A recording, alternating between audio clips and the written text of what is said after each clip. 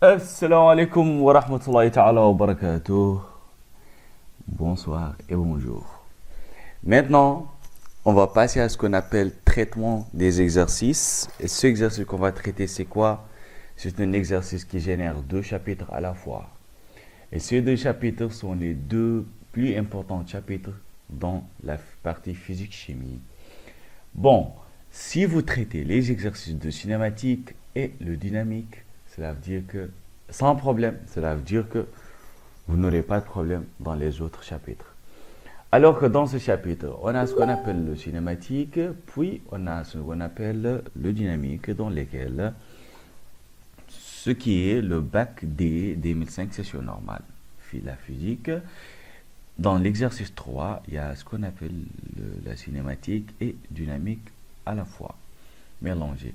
Alors, en traitant l'exercice, je vais vous donner des cas possibles à traiter des autres cas, des autres bacs.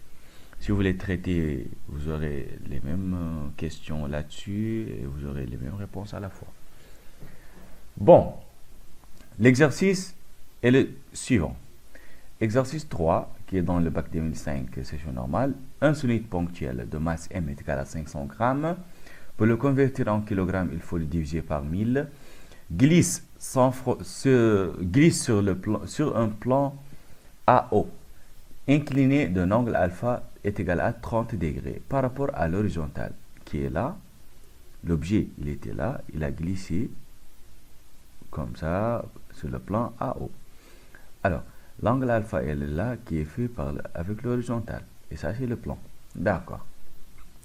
On enregistre le mouvement de ce solide pendant des intervalles de temps successifs et égaux. Θ est égal à 50 millisecondes. Pour le convertir en secondes, on le multiplie par 10 puissance moins 3. Le document de la figure 1 représente cet enregistrement. Il est là.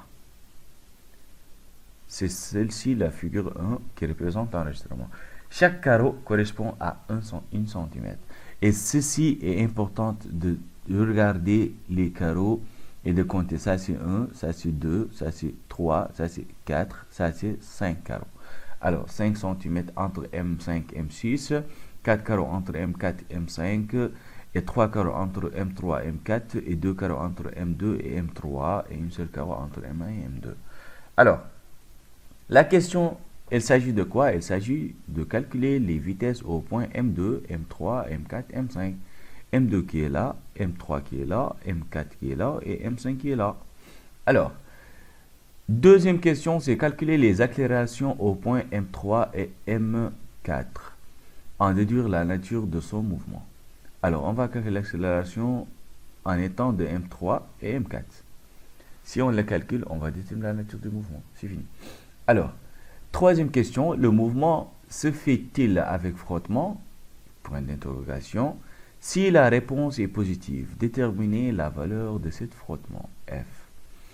4. Le solide quitte le plan incliné au point O, qui est là, avec la vitesse et continue son mouvement dans le vide, voir figure 2, qui est là. 4.1. Précisez la direction et le sens du vecteur V0, point d'interrogation. Ça veut dire qu'on va déterminer le sens et la direction seulement.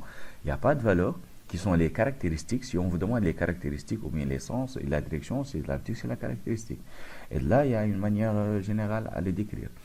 4.2, c'est étudier le mouvement du solide S et calculer l'équation de sa trajectoire. Point d'interrogation. 4.3, déterminer les coordonnées du point de chute du solide s'il a mis 0,5 secondes pour effectuer son mouvement dans le vide. Ça veut dire qu'il a fait une date T quelconque qui est de valeur 0,5 secondes avant de passer aux chutes. Alors, cette date-là, pour calculer ces coordonnées, on doit passer par ce qu'on appelle les équations horaires, toujours. 4. En utilisant la conservation de l'énergie mécanique, trouvez la vitesse au point de chute. Alors, pour voir les réponses, on doit passer par étape par étape. Question 1, 2, 3, 4, 5, 6, jusqu'à qu'on termine. Alors, la réponse de question numéro 1, on passe par ce qu'on appelle les règlements de calcul des vitesses d'après les enregistrements. Alors, Les solutions. Calcule les vitesses aux points suivantes. M2, qui est le VM2, est égal à M, à partir de M1 jusqu'à M3. On compte à partir de M1 là, jusqu'à M3, ça nous donne 3 carreaux. Ce qui implique que c'est 3 fois 10 à la puissance moins 2 pour convertir centimètres en mètres. C'est fois 10 à la puissance moins 2 sur 2 fois θ. Θ qui est la date 50 millisecondes. On l'utilise pour calculer la vitesse au point M2. Alors si on calcule la vitesse au point M2 pour calculer la vitesse au point M3, c'est la même chose, mais on change les variations. Quelles variations qu'on doit changer et vérifier? On va vérifier les variations de M3. Entre M3, il y a M2 à l'extrémité et M4 à l'extrémité. On compte à partir de M2 jusqu'à M4 pour atteindre ce qu'on appelle la lignée du mouvement entre la vitesse de point M3 jusqu'à la fin. Alors, la même chose avec M4 et M5. On fait la même relation en comptant à partir des carreaux, puis on génère tout, on trouve leurs valeurs qui sont là. C'est cette méthode pour calculer la vitesse en enregistrement. Et pour calculer l'accélération en enregistrement, il nous suffit juste de passer par cette méthode. Calcule les accélérations au point suivant. Il nous a demandé de calculer au point M3 et M4. M3 qui est A, M3 est égal à V4 moins V2, qui est la vitesse V4 moins la vitesse V2, qui nous donne une valeur de 4 mètres par seconde au carré. La même chose entre M4.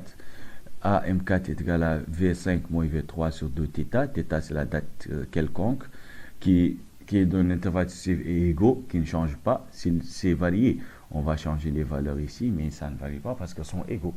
Alors, on remplace par sa valeur, on trouve 4 mètres par seconde, ce qui donne cette accélération-là qu'on devient calculer est appelée l'accélération théorique qui est constante. Cela veut dire que le mouvement est rectiligne uniformément varié si l'on veut déduire la nature du mouvement. Alors, comme que la nature du mouvement est rectiligne uniformément variée, l'accélération est constante, elle a une valeur qui est le 4 mètres par seconde au carré, on nous a demandé de déterminer s'il s'agit d'un frottement. Pour déterminer s'il s'agit d'un frottement, on doit passer par ce qu'on appelle la RFD. Pour qu'on passe par la RFD, on doit calculer l'accélération expérimentale pour trouver sa valeur. Si on trouve sa valeur, si elle était égale à la valeur de l'accélération théorique précédente, ça veut dire qu'il ne s'agit pas de frottement. Mais comme s'il est différent, cela veut dire qu'il s'agit d'un frottement. Et de là, RFD, travail de force appliquée, est égal à MA vecteur, ce qui implique qu'on n'a que le poids. P est égal à MA, ce qui implique mg sinus alpha est égal à MA. On simplifie M avec M, ça en reste A est égal à G sinus alpha. Ce qui implique que A est égal à 10 fois 0,5. 10 c'est le G sinus alpha est égal à 0,5. Ce qui implique que A expérimental est égal à quoi? Est égal à 5 mètres par seconde carré. Ça c'est la valeur de l'accélération expérimentale. La valeur de l'accélération théorique est de 4, alors ils sont différentes. Qu'est-ce que je dois dire si je trouve une valeur différente? Il s'agit de frottement, car l'accélération théorique est différente de l'accélération expérimentale. Alors, on nous a demandé dans la question de déterminer la valeur de frottement. Il ne faut pas oublier, il faut lire toute la question pour savoir. Des fois, une seule question génère deux opérations. Alors qu'on doit passer, si on termine de déterminer s'il s'agit de frottement, on doit calculer la valeur de cette force de frottement. On passe aussi par la même méthode de la RFD. Travail de toute force appliquée est égal à MA est égal à A, qui implique P vecteur plus R. La réaction normale vecteur plus frottement est égal à MA. La réaction est nulle parce qu'elle est perpendiculaire au plan. Toujours la réaction, des fois, elle est nulle si elle est perpendiculaire au plan. En projetant sur l'axe OX. Parce que dans ce cas-là, on a projeté sur l'axe OX. Si on avait projeté sur l'axe OY, cela veut dire qu'il y a ce qu'on appelle la réaction qui n'est pas nulle. Alors, P est égal à P moins F est égal à MA. On remplace P par sa valeur qui est le mg sinus alpha, ce qui implique que mg sinus alpha moins F est égal à MA théorique, qui est l'accélération théorique. Alors, avec g sinus alpha est égal à l'accélération expérimentale, on remplace chacun par sa valeur. On transpose le MA expérimental de l'autre côté, on aura une valeur négative, on fait rentrer le signe moyen qui va nous donner le vice-versa, le F est égal à M en facteur, A expérimental moins A théorique. application numérique, on remplace chacun par sa valeur, on trouve que la force de frottement est égale à 0,5 newton. Alors, de toute façon, 4.1, on nous a demandé de déterminer la direction et le sens de la vecteur vitesse V0. Sûrement, l'objet est venu de ce côté, elle va donner une vitesse qui ressemble à celle-ci. Et cette vitesse, elle fait toujours l'angle avec l'horizontale. Et cet angle qui est celle-ci est égal à cet angle qui est celle-là. Alors, de toute façon, point d'application qui est l'origine, c'est le point O. La direction fait un angle alpha avec l'horizontale. Sens vers le bas, var figure, il est là. C'est tout. C'est ça qui est demandé à faire. Si on demande les caractéristiques, ou bien direction au sens, ou bien quelque chose d'autre, on passe par ça. Ce qui reste, c'est quoi? C'est la valeur. Et il ne nous a pas demandé de calculer la valeur. S'il nous a demandé ça, on doit le calculer directement. C'est tout. Alors, suivant l'axe OX, on aura Vx est égal à V0 cos alpha. Suivant l'axe OY, on aura V0 est égal à Vy est égal à V0 sin alpha. Alors, de toute façon, Y et P il est dirigé vers le bas, n'est-ce pas? Si P est dirigé vers le bas et que l'axe OY est dirigé vers le bas, alors P et l'axe OY ont le même sens. Cela veut dire que la valeur de P sera positive en appliquant la RFD pour déterminer ce qu'on appelle l'équation de la trajectoire. Ce qui le suit, c'est la même chose. On doit passer par l'exercice précédent qu'on a traité, c'était le champ électrique dans lequel on nous a demandé de déterminer la nature de la trajectoire. On a passé par ce qu'on appelle la RFD, on a fait sortir tous les cas possibles, on a trouvé l'équation de la trajectoire. C'est la même chose. Sauf là-bas, on a la force électrique. Ici, on a ce qu'on appelle le poids, dans lequel le poids, il ne génère pas un angle. On aura ici l'attitude de mouvement et l'équation de la trajectoire. On applique la RFD, travail de toute force appliquée est égal à MA, ce qui implique que P est égal à MA, ce qui implique MG est égal à MA, on simplifie M avec M, ça implique que A est égal à G, elle était constante. Alors, la projection sur l'axe OX, on aura 0 force, est égal à MAX, qui implique que AX est égal à 0, le mouvement est rectiligne uniforme. On aura une seule équation à tirer, et c'est cette équation horaire qui est là, en couleur bleue. X, dans les conditions initiales sûrement, en x est égal à v0 cos alpha t, première équation. Projection sur l'axe OY, P est égal à MAY, ce qui implique que MG est égal à MAY. On simplifie le M avec M, on aura AY est égal à G, est égal à une constante. Ce qui nous donne quoi? Le mouvement est rectiligne uniformément varié. Ça, c'est l'étude de mouvement. Après, on va donner ce qu'on appelle l'équation de la trajectoire. Condition initiale, AT est égal à 0 secondes, Y0 est égal à 0, toujours AY est égal à G, VY est égal à GT plus V0 sin alpha, parce qu'on est dans la direction Y. Alors, de toute façon, Y est égal à 1 demi GT carré plus V0 sin alpha T. Alors, qu'est-ce qu'on a fait la fois passée? On a tiré T en fonction de X dans l'équation numéro 1 pour la remplacer dans l'équation numéro 2 pour trouver l'équation de la trajectoire. Dans l'exercice précédent, sur le champ électrique, c'est la même chose qui est là. On va faire la même chose. Rien ne se change. Alors, on passe par la même méthode que l'exercice de champ électrique, puis on va trouver l'équation de la trajectoire. Si on remplace, on va trouver cette formule directement. On remplace, on développe, on trouve cette formule. Nature, on dit en conclusion la nature parabolique. En faisant l'application numérique, on va trouver que y est égal à 1,66x carré plus 0,57x. En faisant l'application numérique. Alors, dans ce cas-là, ça vous dit que en faisant ce qu'on appelle l'équation de la trajectoire de nature de mouvement, on doit passer par ce qu'on appelle la RFD. Pour calculer la vitesse, on doit passer par ce qu'on appelle l'énergie mécanique ou bien l'énergie cinétique. Pour faire ce qu'on appelle la comparaison entre s'il s'agit de frottement ou bien d'autres choses, on doit comparer entre deux accélérations, qui est le théorique et l'expérimental, si on a ce qu'on appelle le cinématique et le dynamique à la fois. Si l'on veut faire ce qu'on appelle les caractéristiques du vecteur vitesse, on doit faire un chemin, puis on passe par les 3 cas. Point d'application qui est l'origine, direction, essence, puis l'autre quatrième point, c'est ce qu'on appelle la valeur, si il est demandé de la calculer. Bon. De manière générale, la question 4.3 nous a dit de calculer des coordonnées les coordonnées au point de chute. Les coordonnées au point de chute, c'est de P en facteur x, y. On doit calculer x et y à t est égal à 0,5 secondes. On remplace dans les équations horaires t par sa valeur. On a cette première équation horaire qui est le x. On a cette deuxième équation qui est le y. Alors, on a t est égal à 0,5 secondes. Il suffit juste de remplacer V0 par sa valeur. On sait comment la calculer.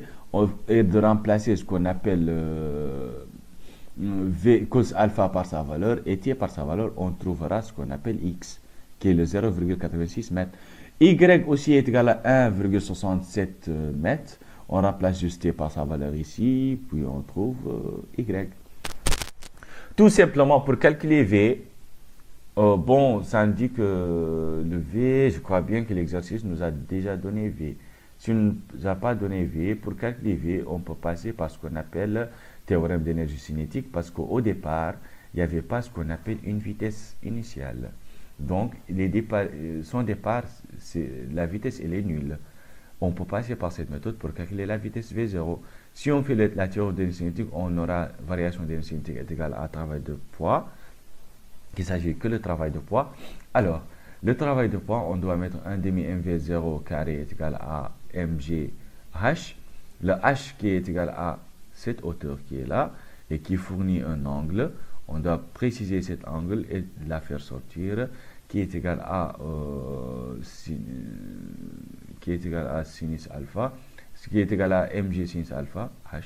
Alors, le h là, d'accord, et de cette manière, on aura la valeur directe.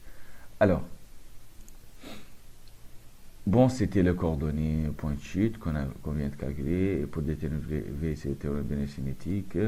Ou bien, on peut passer aussi par l'équation indépendante, directement. L'équation indépendante aussi, il s'agit de l'équation indépendante.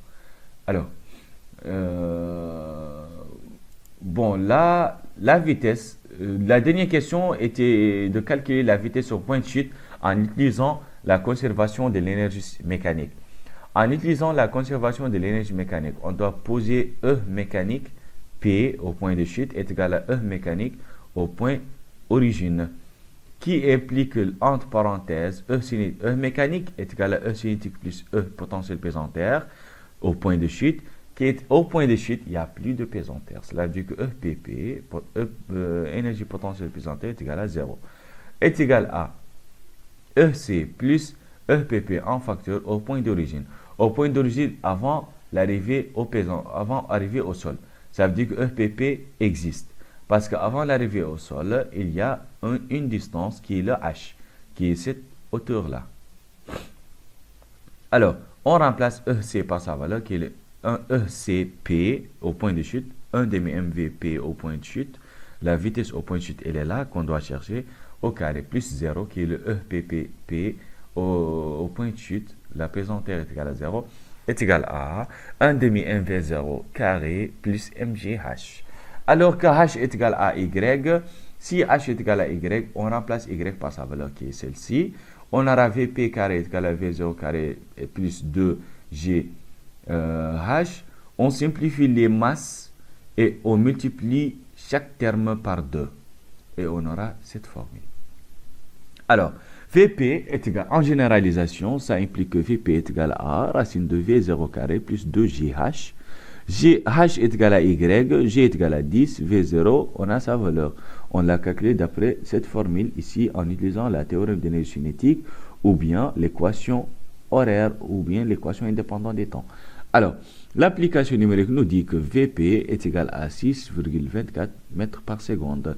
Si une fois vous voyez ces valeurs-là, il suffit juste de calculer la valeur, il faut juste de remplacer en faisant l'application numérique. Parce que en faisant l'application numérique, si tu ne remplaces pas la valeur, tu n'auras pas la valeur exacte. Bon, un conseil de plus, pour appliquer ce qu'on appelle la nature de mouvement ou bien l'équation de la trajectoire, on doit passer par ce qu'on appelle la RFD. En projetant sur OX, des fois des exercices, il n'y a pas de force, le mouvement devient rectiliforme, on tire cette équation horaire. En projetant sur l'axe OY, il s'agit de force. On aura un mouvement rectiliforme varié, on tire cette équation horaire. Pour déterminer ça, ce sont les équations horaires. Pour déterminer ce qu'on appelle l'équation de la trajectoire, on doit tirer t de l'équation 1 en fonction de x pour la remplacer dans la deuxième équation pour trouver cette équation qui nous donne un nature parabolique. Alors, là, je crois bien que vous avez compris la méthodologie de traiter des genres de cinématique et dynamique. Il suffit juste de passer et de penser à ce genre de formules-là, parce que ces formules-là, c'est eux qui vont vous gérer la situation de ce qu'on appelle les exercices en dynamique et cinématique à la fois, et le ressort aussi des fois, parce que le ressort, ça demande ce qu'on appelle l'étude énergétique. Si vous êtes une fois dans un problème dans lequel vous n'avez pas compris ce qu'on appelle l'étude d'énergie cinétique, vous n'aurez pas la capacité de traiter les exercices de quels il s'agit les ressorts. Alors, d'autres cas, si vous avez des problèmes, posez ça sur la page et on vous répondra proche possible, Inch'Allah. D'après tout, Inch'Allah, vos efforts, vous aurez, Inch'Allah, des réponses de tous vos problèmes.